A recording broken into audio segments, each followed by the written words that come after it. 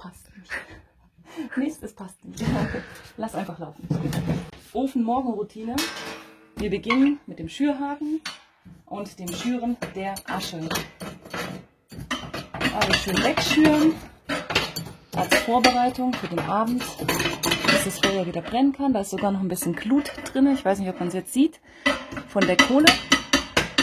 Muss ich ein bisschen zerklopfen, dass, wenn ich jetzt alles wieder reinschmeiße, das Anzündholz nicht gleich wieder brennt. Das soll ja erst heute Abend brennen. So, hier unten auch ein bisschen. Hier ein wenig die Asche abkehren. Jetzt kommt der unliebsame Part, den Aschekasten entleeren. Hier sehen wir auch gleich, warum das unliebsam ist. Der Eimer wurde nicht entleert, das ist schlecht. Jetzt fliegt schon überall die Asche rum. Ganz schlecht. Aschekasten wieder rein.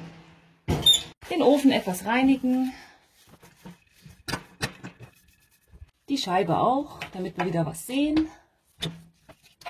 Kommt das Anzündholz.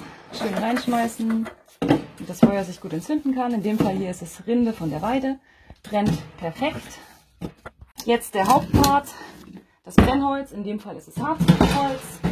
Brennt sehr gut. Erzeugt eine richtig angenehme Hitze. Es passt nicht. Mist, es passt nicht. Lass einfach laufen. Ja, das passiert natürlich auch des Öfteren, dass es mal nicht passt. Jetzt habe ich natürlich auch kein kleineres Holz hier. Mach dich zu was. Ja. Okay, alles klar. Wir lassen jetzt erstmal ein Stückchen drin, brennt ja dann Spaß. ab und dann können wir mehr reinstecken. Okay, ciao. Natürlich aufkehren nicht vergessen, weil Brennholz macht immer Dreck. Und der Dreck muss weg. Kriegt natürlich auch noch alles mit ins Feuer rein. Das war's. Ciao.